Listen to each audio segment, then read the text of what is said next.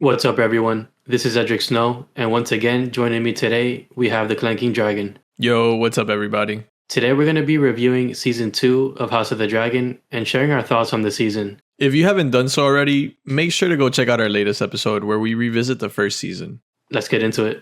Season 2 was definitely a little more polarizing than the first, but after rewatching it over the past week, it sat a little bit better with me than the first time around.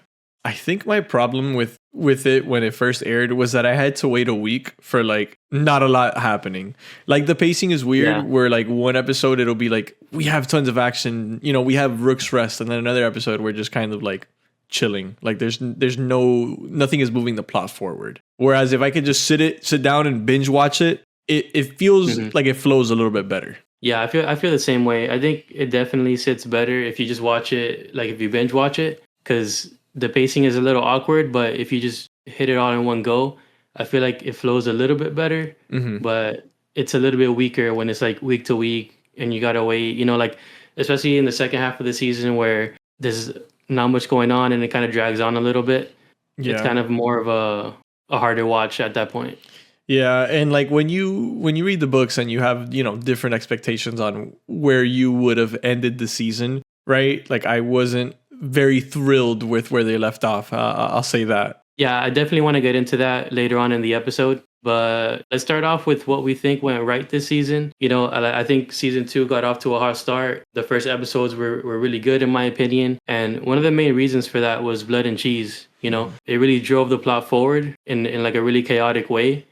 And I know that it wasn't completely faithful to the books. Shout out to Maylor, but rip. Pour one out for Maylor. But the scene was still really tragic, and the acting from Fia Sabin was incredible in my opinion. Yeah, I mean she killed it. With the whole Blood and Cheese thing. I mean, obviously, my biggest gripe is Maylor not being included. I feel like it doesn't really hit home as much. It was a good scene regardless, and it definitely pushed the plot forward. I did like that. They were there for Aemon first, and that they came from the trap door where he was actually at with Kristen Cole earlier, right? So I like that little detail, and then how Daemon kind of left it open for interpretation. If we can't find them, and he's like, well, I said a son, right? But them kind of pretending to be rat catchers, going around, Maegor's hold fast. I think it was all done very well. Again, my only thing is it should have been Maelor, and they should have, it should have had the impact of hey, pick between your sons, and then it doesn't hit as hard. But regardless, I mean, it's still they're still brutalizing a child. So yeah, I mean, at the end of the day. Yeah, and I think what came after Blood and Cheese was even better, because I feel like it set up some of the best scenes of the entire season, even though it came really early on. For example, the first convo we see after the incident is between Otto and Alicent, and you can see that she's completely overridden with guilt, and I think it's valid, because if she never plotted to usurp the crown, then Jaehaerys would still be alive, and Helena wouldn't have had to go through that traumatic experience, right?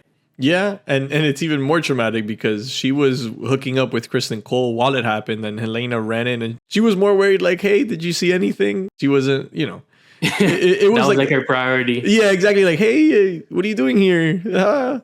But no, I mean, that conversation with Otto was good. I thought it was, she started to realize how far removed she is from the war, when Otto's hey, maybe this is a good thing. We can paint Rhaenyra the cruel. We can blame this on her. There's opportunity here. And guess what? You have to go and be part of the progression throughout the city, and then she's just what the fuck? What are you guys talking about? Yeah. I mean, I don't know if either Otto, he does a really good job at hiding his grief, or maybe he doesn't really care as much, but I don't care what the context is. The last thing you tell your daughter at that point, after her grandson got his head chopped off, is, oh, some good may yet come of this, daughter. Yeah, yeah. That's some crazy work. All he cares about is the agenda, bro. He's pushing his agenda, his grasp for power. Everything that happens to him is how can I turn this to my favor, essentially. Do you think Otto is channeling a little bit of a lawful evil, or is he just making the best out of a situation? Man, I feel I guess you could say lawful evil, because Otto really doesn't, he's a dickhead, right? But he doesn't do anything that's inherently evil. I guess, when he was getting information from Mizaria on Rhaenyra's whereabouts. Like, he didn't want to have to deliver that to Viserys. But he knows that, hey, we keep making Rhaenyra look bad. She's going to get disinherited just like we did with Daemon. So that'll elevate our position of power from there. So it's hard to tell, but I think Otto is not as crazy as Tywin, but he is cunning. Yeah, I agree. I mean, I think Otto is very much like a player of the game because like everything he does is calculated. Everything has a purpose. And for him, from the way I see it, is that the game comes before everything else.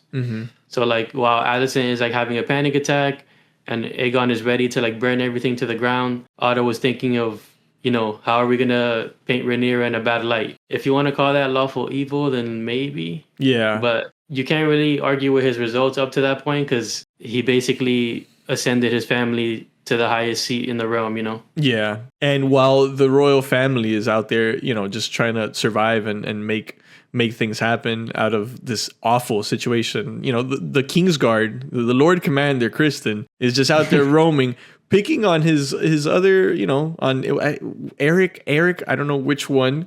But you know, his insecurity really shines through because he's like, hey, you know, your cloak is messed up. I need you to change it right now because that's a symbol of our symbol of our purity. Even though he's the one that was fucking railing innocent, and he could have prevented any of this. You know, he had the Night's Watch. That was like one of the funniest scenes of the season for me. I mean, Eric, he literally just clocked out after an overnight shift. Super stressed. You know, he's finally gonna grab something to eat. And here comes Kristen on some, hey, bro, if you don't clock back in right now, you're fired. Yeah, like the moral high ground from like the most corrupt man there. Like his insecurity is insane. That's how you know, like they start making, like Fabian Frankel does a great job at making himself insufferable. Because in that moment, you're like, bro, really? He does a great job. I was like super mad at that scene. I was like, what? Like, you're talking about purity right now? He's projecting, right? Because I would say he's probably like the dirtiest and least honorable knight in the Kingsguard right now. I mean, we don't really know much about the others aside from Eric and Eric, but it's hard to picture them being worse than Kristen at that point, right? Yeah. No, and he's the Lord Commander. He's the one that's like in charge of everybody. And that's why Otto calls it a prank, because it's like, hey, sneak into Dragonstone and pretend to be your brother and just kill the queen. Like, yeah, what could go wrong? I think Kristen was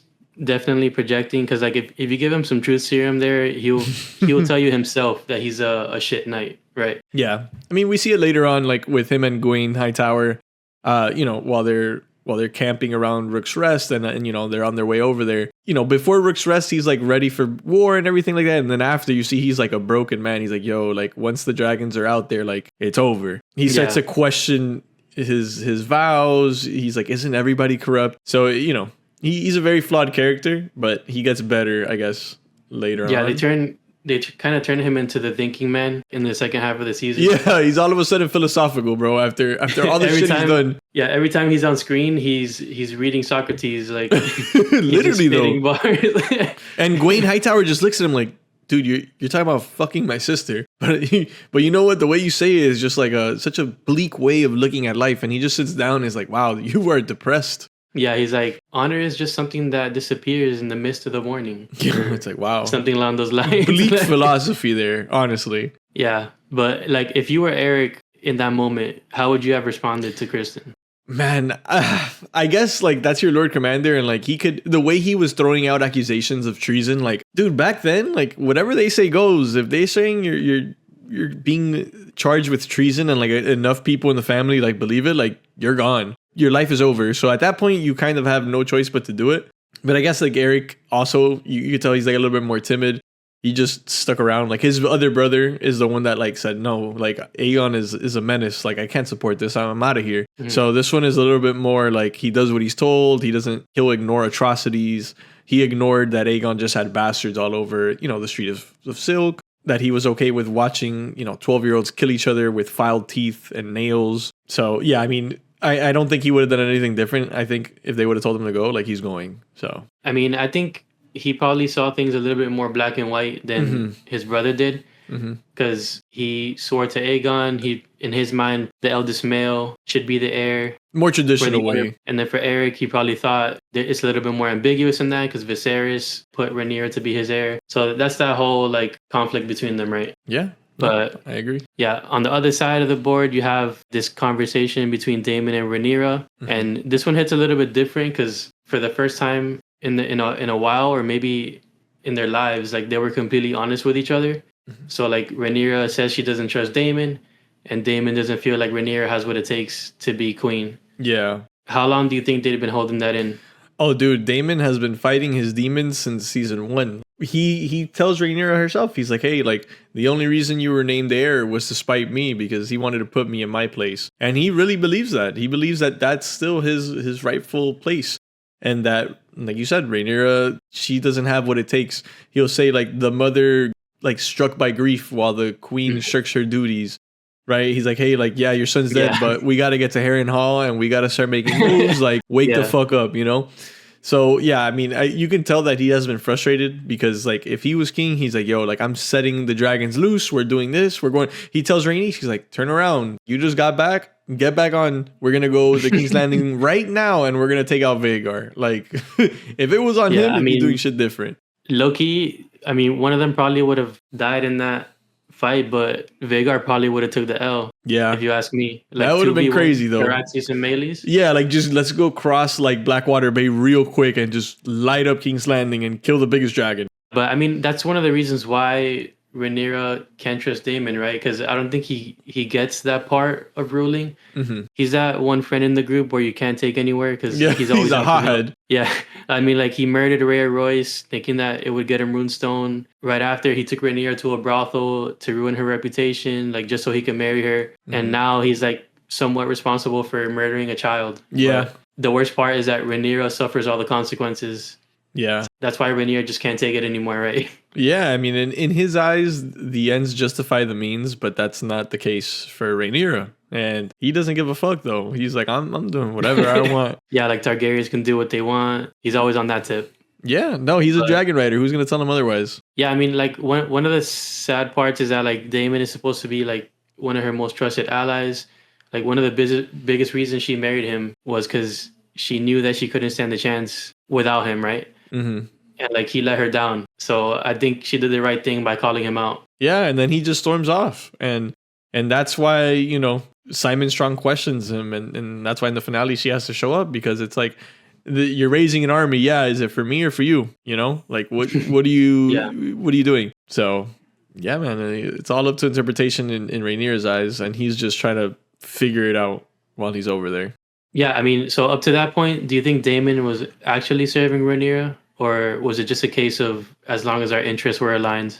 I think in the beginning it was a case of their interests were aligned. Like he knew that we needed to muster up an army and start sending messengers, you know, sending Luke and Jace. In the beginning it's there, but once he makes it to Harrenhal, he's like, man, I should be the one leading this. That's what I think. And then he has that internal fucking turmoil the entire time, tripping balls at Harrenhal to decide. Yeah. And then ultimately he ends up realizing, hey, you know, Rhaenyra was meant to lead, not me.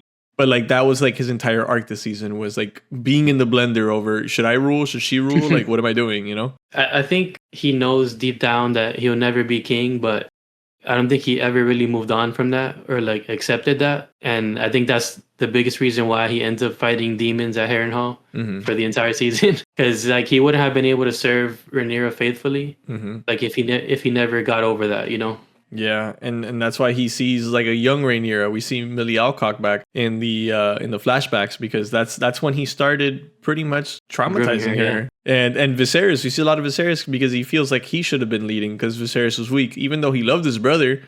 These are things that he just didn't really face in the moment, and now he has to sit with, you know, because of Alice Rivers and the Weirwood. So yeah, I think a really like powerful scene was when Viserys is like one of those visions or flashbacks where Viserys is like, oh, Daemon, like, why weren't you there for me? Like Emma just died and you're out here like making jokes in the brothels and shit, like air for a day. Because it's real, like that's his brother and his wife just died and his newborn son just died. So like, why weren't you there for him? Yeah, and I making think jokes. In that vision is when it finally hit him, like, damn, Viserys really needed me and I wasn't there for him. Yeah, he wasn't mourning his brother's loss. He was more so celebrating his rise. Yeah. All right. On that note, let's move on to the Battle of Rook's Rest, which was another thing that they absolutely nailed. Mhm. I mean, I would argue that this was like the emotional peak of the season, and that's kind of the reason why the rest of the season felt a little lackluster. Mhm. But I'll elaborate more on that later. Mhm. Yeah. But yeah, what was your initial reaction Yeah, I after the mean, battle? I think Rook's Rest was probably the pinnacle of action for the season, right? It's just like you said, since it was smacked in the middle, it kind of makes it awkward for the rest of the season and then the pacing. But I loved it. I think they did a great job. I love that Aegon was just going out there like drunk driving his dragon. Like it sucks because honestly, like watching the dragons kill each other makes me a little uncomfortable. I feel like it's like animal cruelty watching them Yeah. do it, but like these are weapons of mass destruction. So like they're nukes. But you know, it was crazy that when he showed up and Aemon saw him, he just was so calculated. Like Kristen sent out the signal, like, "Hey, it's time to go," and he won't go because he knows he's like, "Let Aegon kill himself fighting Meleys, and then I'll Mhm. go in and kind of be the hero." Right, but in the end, he just shows up and burns his brother anyway. And then after fucking betraying his brother, then he goes and fights Meleys, which again, that fight was sick. Rhaenys is a beast. When she saw that it was a 2v1 and realized everything, and then she still hit a U-turn back and went, "We're going in," strapped herself up. I was like, wow, Rhaenys is Yeah. gonna Badass. go out like a badass. Yeah, I feel the same way. I mean, throughout the show, dating back to season one, Rhaenys has always come across as someone who's like the smartest person in the room. Mm-hmm. So like she would always keep it real with Daemon, Rhaenyra, even Corlys. Like she was never afraid to speak her mind, like never held her tongue. Mm-hmm. So it really paid off to see that she wasn't all talk, right? Right. Because she volunteered to go. She fought two dragons at the same time. And like you said, instead of escaping while she had the chance, she strapped in and she fought till the Yeah. end. Yeah. So I feel like that was the perfect way for her to go out. Yeah, she earned her place in the history books. I'm not even gonna lie. Like that was such a badass moment for her. And like the reaction, like we really see the dragon bond with their rider. You see Meleys like look back at Rhaenys, right? And she doesn't even say like Dracarys, she doesn't say anything. They just look at each other, you feel the moment, you feel like how sad it is. And once the life Yeah. goes out of Meleys, you know, the life goes out of Rhaenys too. Like she's like, all right, well, you know, this is it. We did what we could. But, you know, ultimately they did take out a dragon. I mean, Sunfire's not dead, Mhm. but he's crippled for now.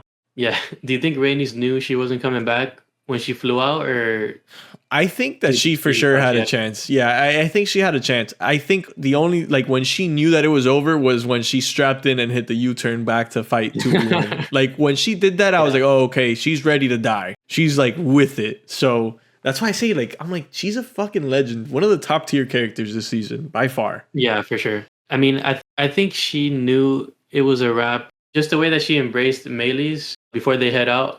Like I kind of interpreted that as like a final goodbye. Like this is our last ride, our last dance. Well, when she saw Aegon, she probably thought she was gonna get out of it alive. But the moment Vhagar pulled up, It was over. she knew it was over. Yeah.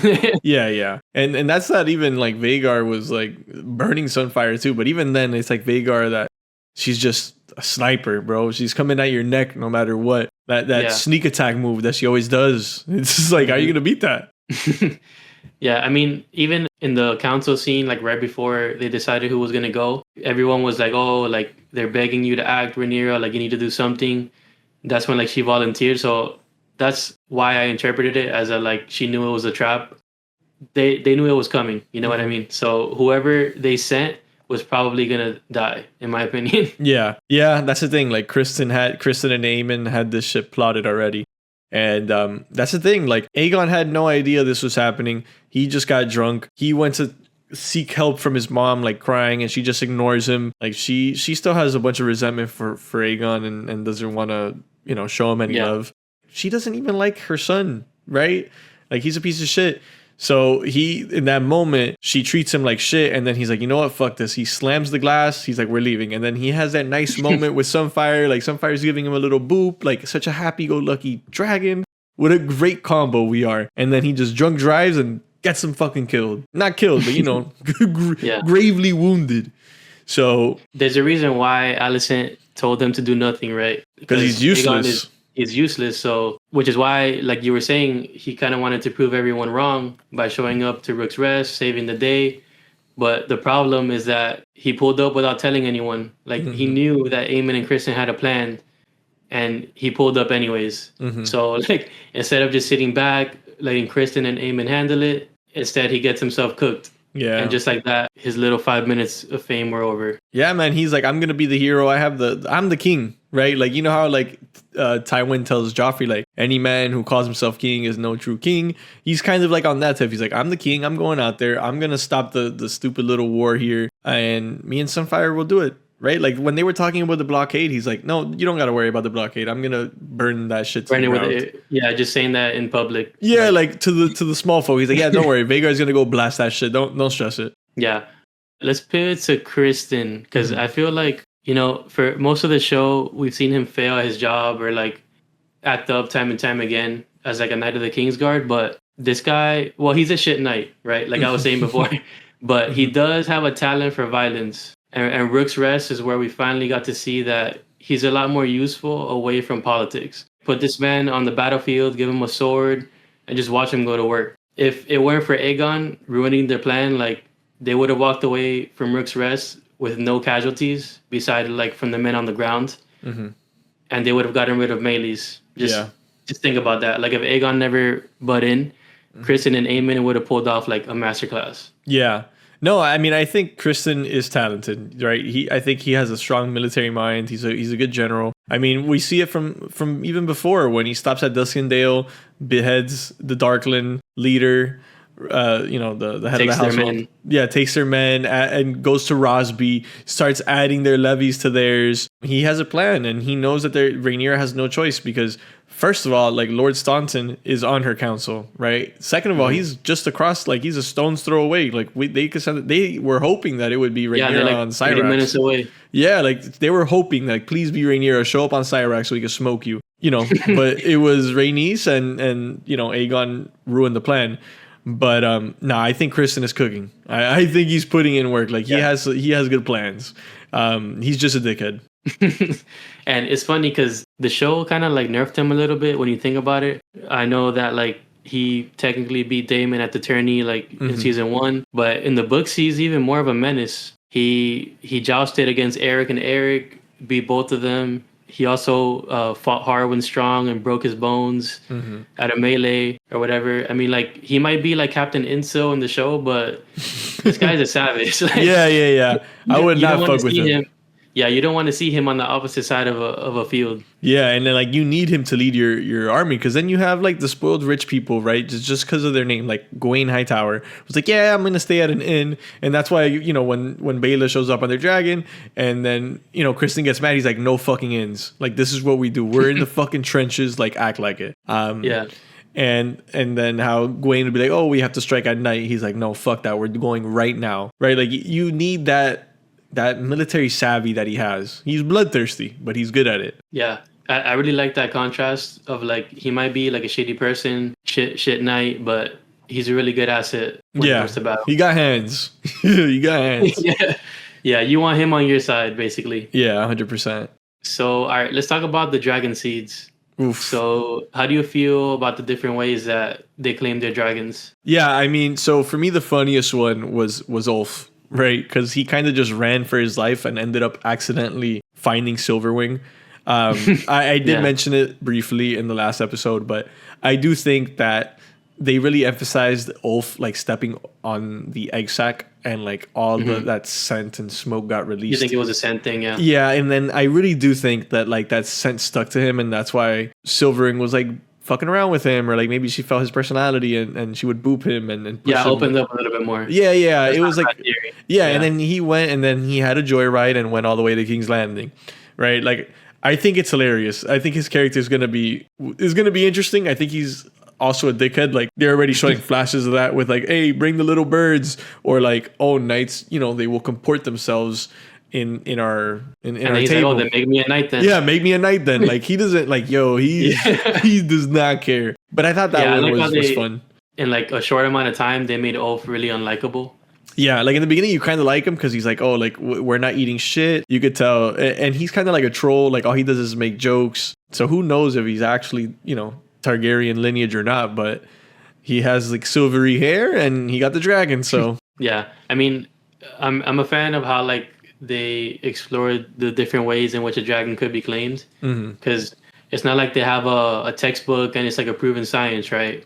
So it's probably different for every dragon. For example, like you were saying, it might have been a scent thing with Ulf, or maybe Silverwing just wanted a more submissive rider at that point. Because, like for example, if Ulf would have yelled at Silverwing, he probably would have gotten cooked, right? right. But since Ulf approached her like on that more like submissive tip, maybe he stepped on the egg, so she was a little bit more open to him. Like it could have been a case of that. But because I don't then think you have no, go on. now then you have on the other side Vermithor, like the Bronze Fury. He's like more of a mean dragon, so he can't have someone soft like Ulf riding him. He needs someone like Hugh that's able to match that energy. You know what I mean? Yeah. And what I was going to say was like Silverwing, I think her last rider was Good Queen Alysanne. So, that's interesting that you say that. And then Vermithor was ridden by Jaehaerys. And I really like that Hugh was the one that claimed Vermithor. Like, I like that they made, him Sarah's bastard so that he could get technically his grandfather's dragon. And it was the daughter that he rejected the most. Right. Yeah. So I like those. Kind of like in full circle. Exactly. It was great to see that. And another thing, just to go into Hugh in the book, like you think this guy is like what I would think that blood and cheese, like that's what you kind of see Hugh as. Like he's just a brute. Like he doesn't care. Like he's just there to kill. But like in the show, he's much more relatable. Yeah, like I was like, wow, I kind of want to see you win. Like your daughter's coughing, your wife is in shambles. Like you guys aren't able to eat in King's Landing. You're not making ends meet.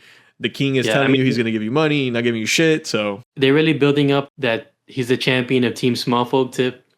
He's a working man. Like you were saying, he has a family. His daughter got sick in the middle of a blockade. So, they weren't even able to eat or get any food. Then he I don't know if you remember, but he was like really banking on Aegon. Like he really trusted the crown to like compensate them for like the weapons that they were making. And the wife was like, bro, get real here. Like we gotta leave Aegon. He's not paying you, bro.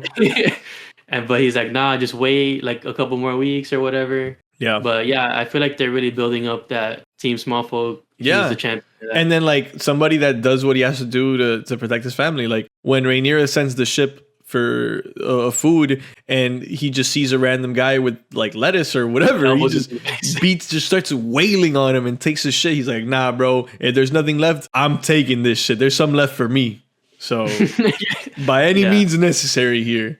I mean, you can't even blame him, right? Like, no, of course not. They've been starving for weeks. At that point, it's dog eat dog. Exactly. And he was a dog. No, yeah, you could tell that. You hammer, bro. You're getting the fucking hammer. Dog in him. All right. On that note, let's move on to Adam, right? And I think in Adam's case, Seasmoke probably missed Laenor or like sensed Laenor in a way, or maybe he wanted someone that reminded him of Laenor. What are your thoughts on that? Yeah, no, 100%. I mean, I'll clarify. Half brother, right? They're half brothers, right? Yeah. I think it is a scent thing. I think he can tell that they share blood. They share, Corlys's blood, right? And I like it because you see the contrast with Alan and Adam, right? Like Alan, like he rejects that. He doesn't want handouts. He doesn't want his help. Yeah. He doesn't want. But Adam is different. He wants Corlys's approval. He wants Corlys's love. He wants him to see, hey, like I'm your son. Like you see me. You see I got a dragon. And like Corlys just walks in and he's like, oh, hey, good job. Right, like fucking asshole. Yeah. I can't wait for Corlys to be like, hey, like these two are my sons, like they're great. But I do think that like he senses waiting for that. Yeah, I do think Seasmoke like senses like this guy is similar to Laenor. And yeah, I like his character. I'm excited to see it happen. What do you think about the fact that Seasmoke went to him and not like vice versa? I think that could be like a scent thing, right? Because he senses, like he could smell Laenor maybe. I do think it's a little tricky because once you're bonded, you're only bonded with one rider, and Laenor is technically alive, or did he die? We don't know. He ran away with Carl and lived happily ever after. But what does that happen? Yeah. What happens to Seasmoke? Like I don't think if this guy's in Braavos, like does Sea Smoke know that he's alive? Like, I feel like you would feel that your rider is dead. So it really makes you like question that. That's why I didn't really like that Laenor lived. But I think in my headcanon, that's confirmation that Laenor is dead. Mm-hmm. Yeah, no, it could be. Yeah, I mean, they haven't really talked about it in the show at all, like that the dragon rider dragon bond that they have, and as long as the dragon rider is alive, like the dragon won't submit to another person. But in my headcanon, that means that Laenor is dead. Yeah, no, I mean that's the only way it makes sense to me. So I wouldn't doubt it, bro. He was out there in the disputed lands and walked into the wrong brothel or something. Wrong place, wrong time, and they smoked him.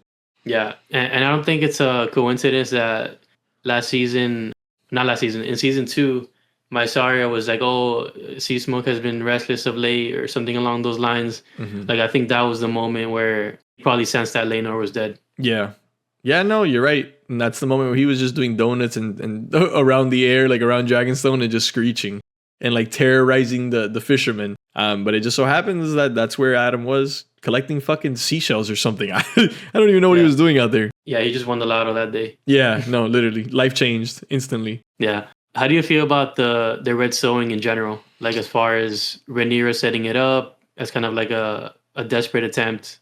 Yeah, I mean, it's exactly that, right? It's a desperate attempt to kind of combat Vhagar and the other dragons that the Greens have. Like, mainly Vhagar. Like, how are we going to stop her? Right? So it's like, it's something that must be done. Like, she thinks it's like a prophecy that's being fulfilled for her. But it comes with a lot of, questioning your decision, because like even the people that run the dragon pit, they're like, hey, like the dragons are sacred. Like what you're doing is insane. You're literally. Yeah, I like that the show basically has the dragon keepers turn against her. Yeah. As like a signal, like what you're doing is batshit crazy. Yeah. You do not approve. Yeah. So, you're letting baseborn people, like you don't know these people, like there's already like a huge prejudice against bastards anyway. So you're. Yeah, and that becomes a huge thing with Jace's succession arc. Yeah. And yeah, Jace's succession as well, because even Oath, I think in one of the last episodes, is like, oh, we have a lot in common. Yeah, well, you're just like me. It's like, no, you're not like me, brother. What are you talking the first about? Thing he says to him is like, oh, your hair is just as dark as they say it is. Like, yeah. That's crazy. Yeah, he's already like kind of like, hey, like you got no power here, buddy. We all got dragons and ours are bigger than yours. Yeah, he big broed him. He's like, yo, I've only been here for a day and I already have a dragon that's larger than yours, and we're both bastards. So what are you gonna do about it? You and me were one and the same, pal. And then he was like, chill. That's like the prince, like. Yeah, and even then he like cared a little bit, but not even more. He's like, yo, bring some more little birds, bro. Like, who are you? And then he's like, yeah, make me a knight, and then I'll act right. Yeah, dude. He's gonna be a menace in season 3. Like, I already know it. Yeah, he's really funny. Yeah. So yeah, I know the red sewing was all like voluntary and consensual, but Rhaenyra just basically put a bunch of people in a room and said, "Good luck." Yeah. Hey, may the best man live, because everybody else is dead. Yeah, yeah, but I think I can see as a mother, like the leader of her cause or whatever, she didn't have too many options, right? Daemon is in Harrenhal. You haven't heard back from him in like weeks. Meleys and Rhaenys just died. Like all she has is Cyrax, Vermax, and Moondancer. And like, what is that when you're going up against Vhagar? Yeah. Yeah. So I mean, like, she was pushing to a corner. Either we burn or these random people burn. Yeah. I mean, she was pushing to a corner. And then she had people in her ear saying like, hey, maybe you shouldn't do this. But she was like, no, I'm doing it. And then you know how it ends. Like this guy, Ulf, during the joyride, and then he just U-turns back to Dragonstone, and then Aemond on Vhagar sees them. He's like, "Oh fuck, I can't do anything about this," and then he goes back. So like you got the Greens shaking in their boots now. Yeah, the gamble paid off. Yeah, she basically did a +3, right? Right for now. And, yeah, for now. Mm-hmm. On that note, let's pivot to what could have been better this season or left out entirely. And let's start from the top. So in the first episode, we see Jace in the north. He's at the wall with Cregan. They have a short convo, but that's it, right? Jace rides south after hearing about what happened. But in Fire and Blood, Jace has a whole arc in the north that was like completely cut off. Yep. So like, how do you feel about that? That was my biggest gripe this season. I would say, how are you not going to show us Winterfell? I mean, you show us for like a second, and then their entire interaction isn't even at Winterfell. It's at the wall. And then, you know, they have a nice, quick little conversation, little talk about history. You know, Torrhen Stark bent the knee to my ancestor. You know, and then he's like, oh, you think I put up, you know, my ancestors put up a wall to keep savages in snow, right? Like they're alluding to the White Walkers. But even then, like enough for Cregan to send out his graybeards, right? The Winter Wolves, and then say, hey, I'm going to slide back later, right? Like there was no Pact of Ice and Fire. There was no Sarah Snow. Granted, I don't want to say that everything that Mushroom said in the books is canon, but can we get a little bit more? Can we get a hint? You play the fucking Stark theme and you drive by Winterfell, but it's really like the camera panning as we keep going towards the wall. So there was like no emphasis on the North when that was like the main family in the previous show, like in Game of Thrones. I think it would have resonated a lot with, especially like some of them were casual viewers. Yeah, huge missed opportunity in my opinion. I was very upset about that. I think they could have built up Jason Cregan more, but I mean, yeah, it wasn't bad. Thanks for showing me something at least, but I think you could have given me more, right? I don't care that you guys choose people from your family to send to the wall. Like it's nice you add a little bit of Stark lore. That was some good lore. Yeah, I like that. I like how they picked a stone and then you get sent over. But they should have built upon that. Yeah, like I don't know. That's what I think. I think they just skimped us. They skimped me out on the North. Yeah, I will say after watching season 2 again, I did come out of it feeling like Jace was underutilized in a way. And I think giving him this arc would have filled that void. Not only would we have seen more of him, but like Cregan as well. And I think that would have paid off in a big way later on when like Cregan plays a bigger role. But yeah, cutting off his arc entirely, we missed out on the Pact of Ice and Fire, which, you know, would have been really cool to see. For those of you who don't know, it's like a formal alliance that they made, Jace and Cregan, where Jace's firstborn daughter would have been fostered at Winterfell. So I feel like that was a huge missed opportunity to kind of just explore more of both characters and just give like the alliance higher stakes overall. Yeah. And they said that there was even a dragon's egg that Jace leaves there that what is it? Arax? That's his dragon? Vermax. Sorry, I confused him and Luke's dragon. That he has a clutch of eggs and he leaves it there. Obviously, again, all rumor. But that would have been cool to see because Jon Snow has dreams about a dragon in Winterfell. So it would have added more to that. But I mean, granted, you don't even have to give me all the fan servicey stuff. Just give me a little bit more. Yeah, if they would have just given us the basics, you know, like we would have been good with that. I'm not asking you for Clegane Bull here. Like I'm just saying, show me a little bit more, bro. Like I don't know. I was disappointed with how they handled that. You know, everybody likes the Starks. Yeah, especially knowing that Cregan is going to be like a big time player, probably season 4. So as of right now, he's just, you know, the Lord of Winterfell is pulling up versus if you would have built him up now, like it would have paid off that much more in the end, you know? Exactly. Yeah, I think that was a miscalculation on their part. Yeah, definitely. Let's talk about Rhaenyra and Alicent. So last episode, I talked about how making them friends and like having them grow up together was a concept that I feel like worked. And their rivalry as adults, it made it hold more weight. But I still feel that way. But I think they completely botched that dynamic by giving them or having them see each other time and time again. Like, how do you feel about that?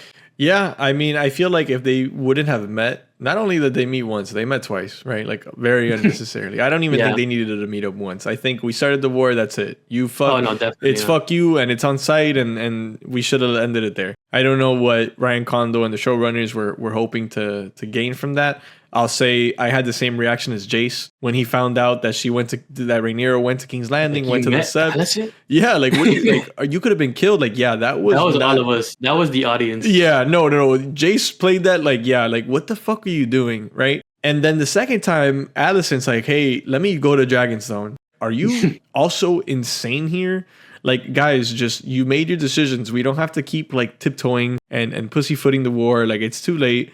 Because even then, Alicent's like out here betraying her. Like, hey, like, well, Aemon's gonna go. I'll open the gate and sneak in. Like, that's a prank. If we're talking like Otto was talking about a prank, this is another one. Because like, why are you betraying? Like, you think your sons are crazy? Like and even then, Rhaenyra's like, okay, I'm gonna kill Aegon, and then Alicent's like, no, you She can't thought kill my about it for son. like 30 seconds, and then Yeah, she's like, you know what? I'll do it for you, Rhaenyra, just for you. yeah. So Like, yeah, I feel like adding Aegon's dream to that equation made everything even messier of because course, it's almost like the show wants us to buy into this idea that it was all a huge misunderstanding and that if Rhaenyra and Alicent could just sit down and talk it out, like they could stop the war from happening. yeah, But the funny thing is that they did sit down in the show and talk it out, and Alicent told Rhaenyra it was too late. Then in the season finale, they sat down again. They thought they were cooking when they flipped it around, and Rhaenyra was like, "It's too late." yeah. Of So it course, just makes the entire plot feel like a joke.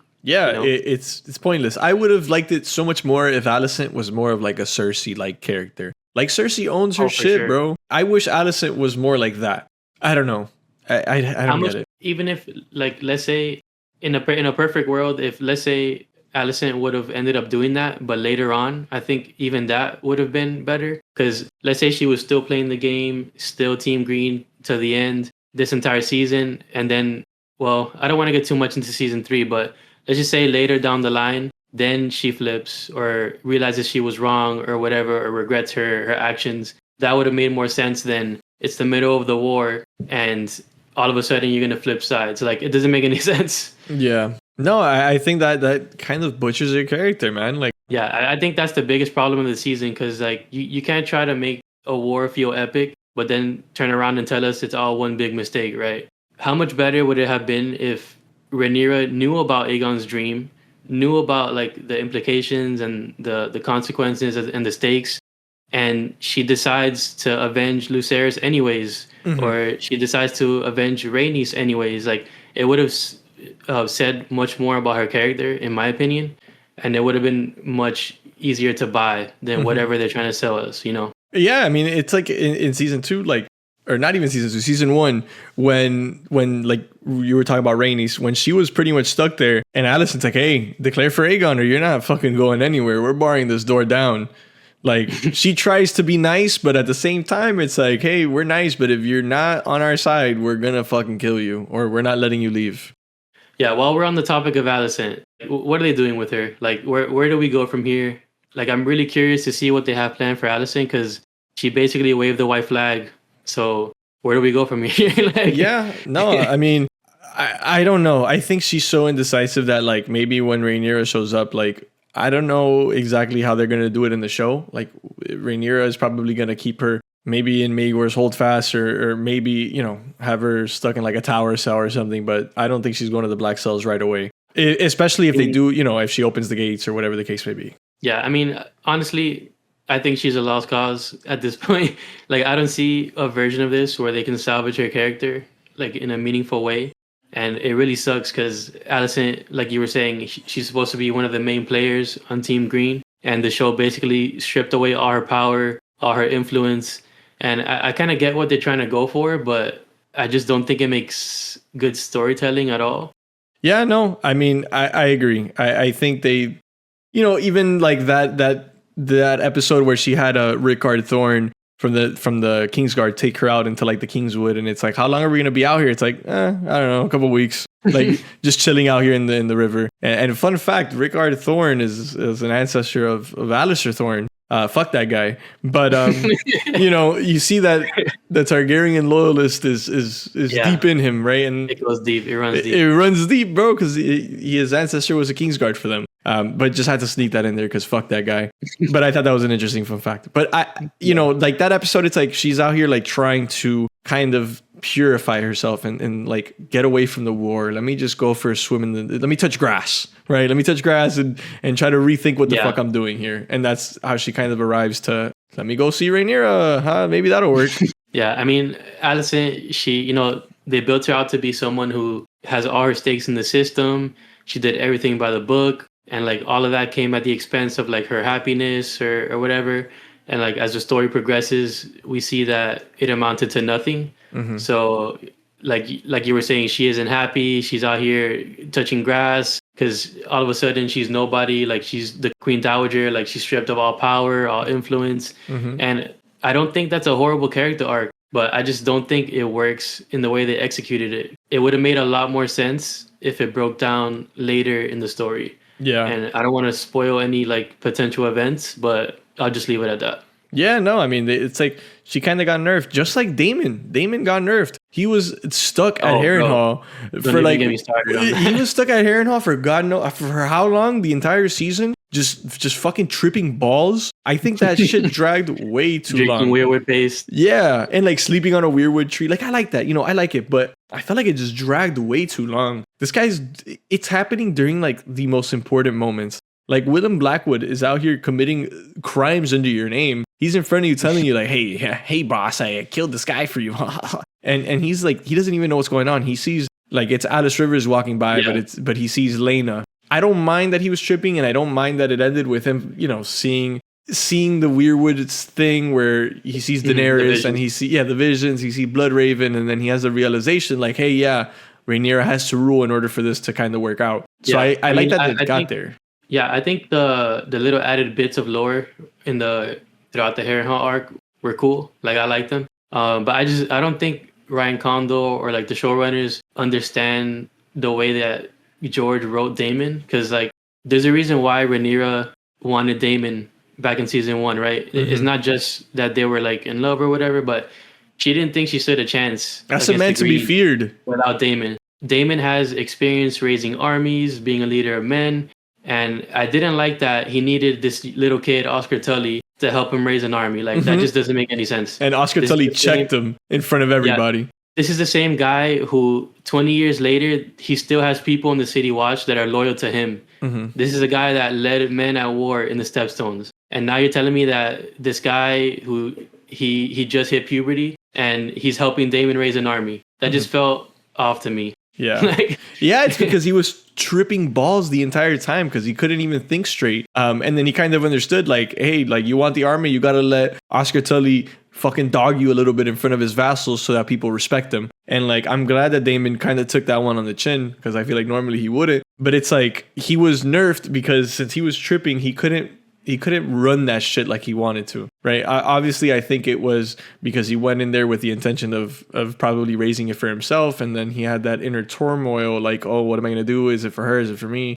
It's for me. Fuck that. I'm going to be selfish. And then it's the only way for him to realize, like, hey, this is for her. I need to do this for her. And then that's when shit starts, we start progressing the plot a little bit. Yeah. But yeah, like you were saying, it also just dragged on for too long. Because like Daemon he's one of the most interesting characters like in this time period, and like you were saying, he's someone to be feared. But like when you make him fight demons for 6 episodes while Rook's Rest is happening, the Dragon Seas are being claimed, like everything's moving on without him, and by the time he's ready, the season is over. Yeah. So it kind of feels like he just wasted the entire season on fighting demons. Yeah. And that it realistically could have been 2 episodes or 3 episodes max. Yeah. Yeah, and that fucks with the pacing of the season, right? Like, it makes it awkward. Like, Rook's Rest being smack in the middle had to happen, sure.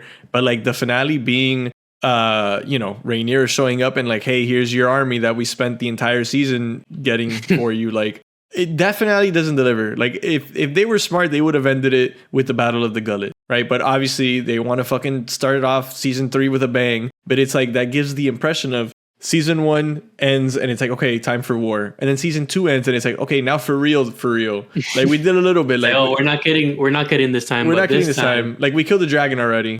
Don't even get me started on that fucking shit. Yeah, I think the awkward pacing is something that could be said about the whole season. And like you were saying, Rook's Rest was the emotional high of the season. Mm-hmm. And they weren't really able to match that for the rest of the season. So the ending just feels kind of flat. If they would have just stuck with the 10 episode format like season 1, then like you were saying, they could have done Battle of the Gullet in episode 9, and that probably would have surpassed the epic peak of like Rook's Rest. Mm-hmm. And then the finale could have been the aftermath and then the setup for season 3. But like since they cut all that out, it just feels like the season ended right when it should have been peaking. Exactly. Because they wanted to do 8 episodes instead of 10. Because if they would have done 10, everything would have worked out perfectly.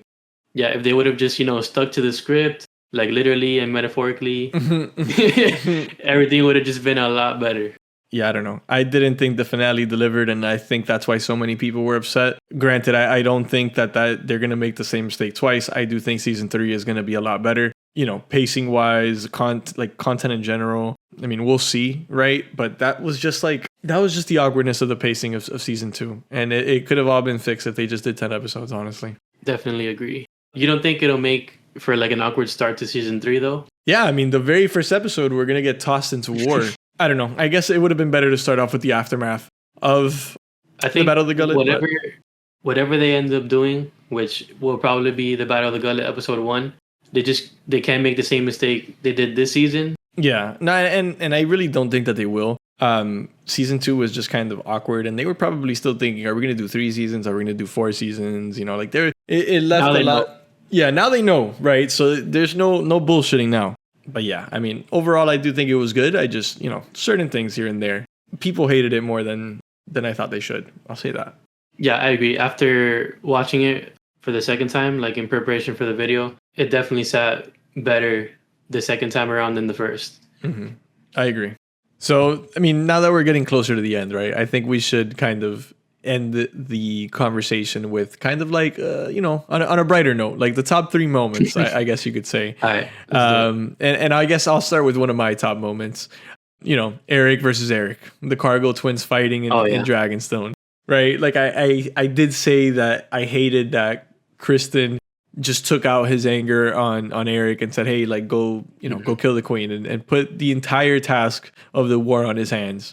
But man, did that give us a crazy ass moment? That was one of those things that like in Fire and Blood that they talk about. I think it was Mushroom, and he's like, oh, they had like an epic duel to the death, and it was just as epic, right? And that the fact that after one of them died, the other one fell on their sword and died too. Because like, how are you gonna live? You came into this world together. You're gonna go out together on some Jamie and Cersei. Cersei and Jamie, yeah. Exactly, right? So I thought that for me, easily one of the top 3 moments of the season.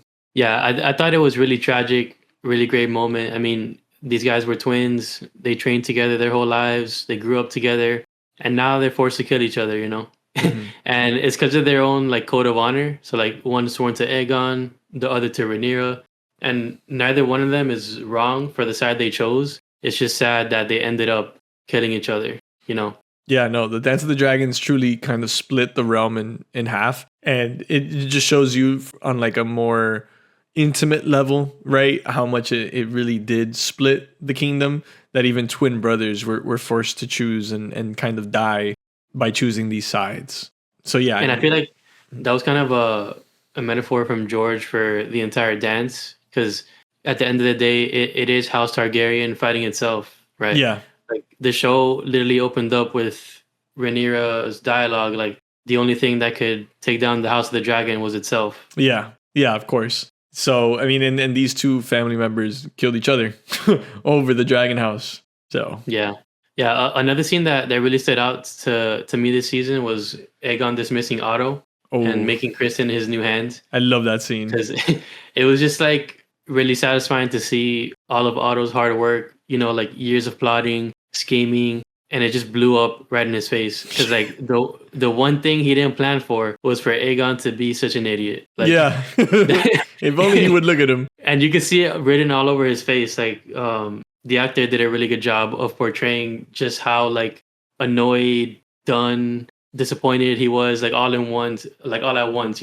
Yeah, for me it was the moment where like while he was going off on Aegon, Kristen is like, hey, like you're talking to the king, and Otto's like, the king is my grandson and my grandson is a fool. Like he knows, right? And then you could tell Aegon, like he's so defiant, like he doesn't even think about it. He's like, oh, I'm tired of spilling ink. We need to spill blood. My new hand will be a steel fist, talking about Kristen, and just gives it to him. And then he just tosses it to him and calls him a pup.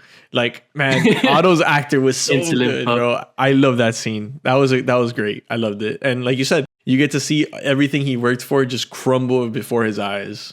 Yeah, I mean, what makes that scene even better is when he gives Kristen that promotion.